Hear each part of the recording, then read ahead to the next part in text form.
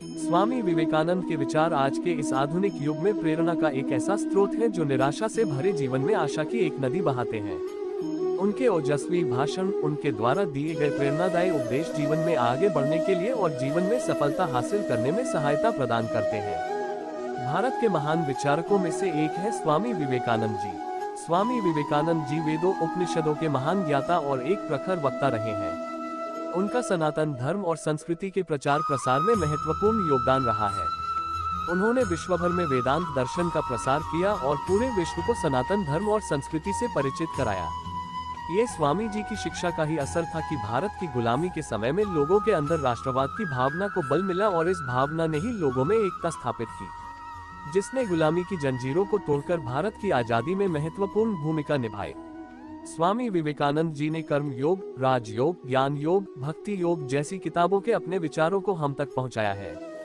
आज भी स्वामी विवेकानंद के विचार और कर्म युवाओं के प्रेरणा स्रोत बने हुए हैं और हमेशा बने रहेंगे एवं युवाओं को ऊर्जा देते रहेंगे।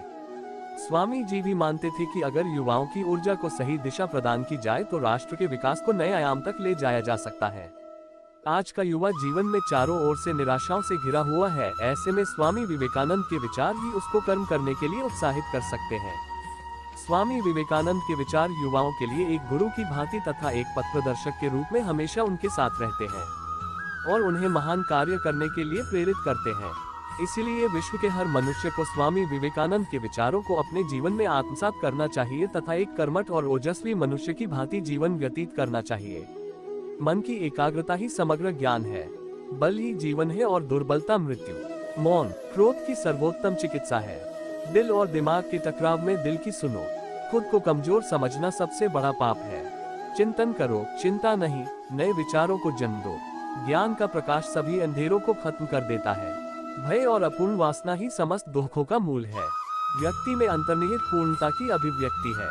वह नास्तिक है जो अपने आप में विश्वास नहीं रखता। जितना बड़ा संघर्ष होगा, जीत उतनी ही शानदार होगी। सत्य को स्वीकार करना जीवन का सबसे बड़ा पुरुषार्थ है। समस्त प्रकृति आत्मा के लिए है, आत्मा प्रकृति के लिए नहीं। पवित्रता, धैर्य और उद्यम, ये तीनों गुण मैं एक साथ चाहता हूँ। आकांक्षा, अज्ञानता और असमानता, ये बंधन की त्रिमूर्तियाँ हैं। हम जो बोते हैं वो काटते हैं। हम स्वयं अपने भाग्य के निर्माता हैं। मेहनत से जीवन की हर मुश्किल से बाहर निकला जा सकता है। हिंदू संस्कृति आध्यात्मिकता की अमर आधारशिला पर स्थित है। ज्ञान स्वयं में वर्तमान है, मनुष्य केवल उसका आविष्कार करता है। अगर स्वाद की इंद्रिय को ढील दी तो सभी इंद्रियां बेलगाम दौड़ेगी। जिसके साथ श्रेष्ठ विचार रहते हैं वह कभी भी अकेला नहीं रह सकता। मध्य युग में चोर डाकू अधिक थे, अब छल कपट करने वाले अधिक है। उस ज्ञान उपार्जन का कोई लाभ नहीं जिसमें समाज का कल्याण न हो। अनुभव ही आपका सर्वोत्तम शिक्षक है। जब तक जीवन है सीखते रहो। जब तक जीना तब तक सीखना। अनुभव ही जगत में सर्वश्रेष्ठ शिक्षक है। उठो, जागो और जब तक लक्ष्य की प्राप्ति ना हो जाए तब तक मत रुको। वो मजबूत आदमी है जो कहता है कि मैं अपनी किस्मत स्वयं बनाऊंगा। जीवन का रहस्य केवल आनंद नहीं बल्कि अनुभव के माध्यम से सीखना है। संभव की सीमा जानने का एक ही तरीका है, असंभव से भी आगे निकल जाना। जो अग्नि हमें गर्मी देती है हमें नष्ट भी कर सकती है। यह अग्नि का दोष नहीं है।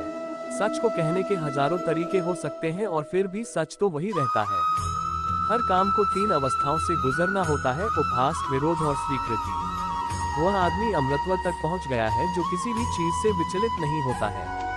दुनिया एक महान व्यायामशाला है जहां हम खुद को मजबूत बनाने के लिए आते हैं। शिक्षा का अर्थ है उस पूर्णता को व्यक्त करना जो सब मनुष्यों में पहले से विद्यमान है। जीवन में संबंध होना बहुत जरूरी है, पर उससे भी जरूरी है उन संबंधों में जीवन होना। जब तक आप खुद पर विश्वास नहीं करते तब तक आप ईश्वर पर विश्वास नहीं कर सकते। मस्तिष्क की शक्तियां सूर्य की किरणों के समान है। जब वो केंद्रित होती हैं, चमक उठती है।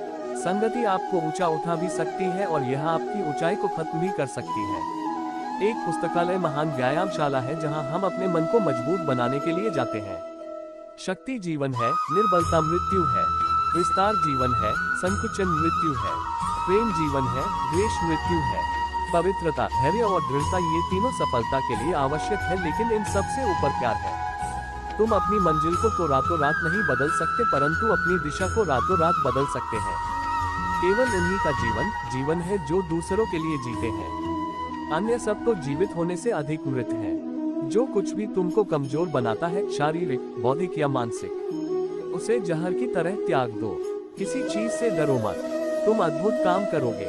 ये निर्भयता ही है जो क्षण भर में परम आनंद लाती है। मनुष्य जितना अपने अंदर से करुणा, दयालुता और प्रेम से भरा होगा, वो संसार को भी उसी तरह पाएगा। यदि परिस्थितियों पर आपकी मजबूत पकड़ है तो जहर उगलने वाला भी आपका कुछ नहीं बिगाड़ सकता। हमें हमारे विचार ही बनाते हैं, इसलिए शब्दों पर नहीं अपनी सोच पर ध्यान दें। विचार हमेशा जिंदा रहते हैं। दिन रात अपने मस्तिष्क को उच्च कोटि के विचारों से भरो। जो फल प्राप्त होगा वह निश्चित ही अनोखा होगा। इच्छा का समुद्र हमेशा अतृप्त रहता है। उसकी मांगे जो पूरी की जाती है, त्यों और गर्जन करता है। दिन में कम से कम एक बार खुद से बात जरूर करें, वरना आप दुनिया के बेहतरीन इंसान से नहीं मिल पाएंगे। जितना हम दूसरों के साथ अच्छा करते हैं, उतना ही हमारा हृदय पवित्र हो जाता है और भगवान उसमें बसता है। हम भगवान को खोजने कहाँ जा सकते हैं अगर उनको अपने दिल और हर एक जीवित प्राणी में नहीं देख सकते। दिन में कम से कम एक बार खुद से जरूर बात करें, अन्यथा आप एक उत्कृष्ट व्यक्ति के साथ एक बैठक गंवा देंगे। किसी दिन जब आपके सामने कोई समस्या ना आए, आप सुनिश्चित हो सकते हैं कि आप गलत मार्ग पर चल रहे हैं। जिसने ने भी किसी का साथ ढूंढा, समझ लो उससे सफलता पीछे छूट गई, क्योंकि भीड़ कभी शिखर पर नहीं पहुंचती। एक समय में एक काम करो और ऐसा करते समय अपनी पूरी आत्मा उसमें डाल दो और बाकी सब कुछ भूल जाओ। जो सत्य है उसे साहसपूर्वक निर्भीक होकर लोगों से कहो। उससे किसी को कष्ट होता है या नहीं, इस पर ध्यान मत दो। कुछ मत पूछो, बदले में कुछ मत मांगो। जो देना है वो दो, वो तुम तक वापस आएगा, परंतु उसके बारे में अभी मत सोचो। जीने के साथ लगातार सीखते भी जाना चाहिए। इस भरोसे पर नहीं रहना चाहिए कि उम्र अपने साथ बुद्धि भी लेकर आएगी। मुझे इस बात का विश्वास नहीं है कि वह भगवान जो मुझे यहाँ रोटी नहीं दे सकता, वही मुझे स्वर्ग में अनंत खुशी दे सकता है। हम जितना ज्यादा बाहर जाएं और दूसरों का भला करें, हमारा हृदय उतना ही ज्यादा शुद्ध होगा और परमात्मा उसमें बसेंगे। जिस समय जिस काम के लिए प्रतिज्ञा करो, ठीक उसी समय पर उसे करना ही चाहिए, नहीं तो लोगों का विश्वास उठ जाता है। हे महर्षियों, आप ठीक ही कहते थे। जो किसी व्यक्ति विशेष के आश्रय रहता है, वह सत्य रूपी प्रभु की सेवा नहीं कर सकता। कर्म योग का रहस्य है कि बिना किसी फल की इच्छा के कर्म करना है। ये भगवान कृष्ण द्वारा श्रीमद् भगवद गीता में बताया गया है। हमें ऐसी शिक्षा चाहिए जिससे चरित्र का निर्माण हो, मन की शक्ति बढ़े, बुद्धि का विकास हो और मनुष्य अपने पैर पर खड़ा हो सके। जब लोग तुम्हें गाली दे तो तुम उन्हें आशीर्वाद दो। सोचो कि तुम्हारे झूठे दम को बाहर निकालकर वो तुम्हारी कितनी मदद कर रहे हैं। हम हमेशा अपनी कमजोरी को अपनी शक्ति बताने की कोशिश करते हैं, अपनी भावुकता को प्रेम कहते हैं और अपनी कायरता को धैर्य। तुच्छ वस्तुओं के लिए कभी प्रार्थना ना करें। यदि आप केवल शारीरिक आराम की ही आकांक्षा करते हो तो पशु और मनुष्य में क्या अंतर है। धर्म ही हमारे राष्ट्र की जीवन शक्ति है। ये शक्ति जब तक सुरक्षित है तब तक विश्व की कोई भी शक्ति हमारे राष्ट्र को नष्ट नहीं कर सकती। पढ़ने के लिए जरूरी है एकाग्रता, एकाग्रता के लिए जरूरी है ध्यान। ध्यान से ही हम इंद्रियों पर संयम रखकर एकाग्रता प्राप्त कर सकते हैं।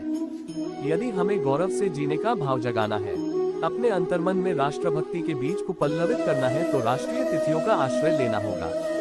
जो आपकी मदद कर रहा है उन्हें न भूलें। जो आपको प्यार कर रहे हैं उनसे नफरत न करें। जो आप पर विश्वास कर रहे हैं उन्हें धोखा ना दें। जब तक मनुष्य के जीवन में सुख दुख नहीं आएगा, तब तक मनुष्य को यह एहसास कैसे होगा कि जीवन में क्या सही है और क्या गलत है।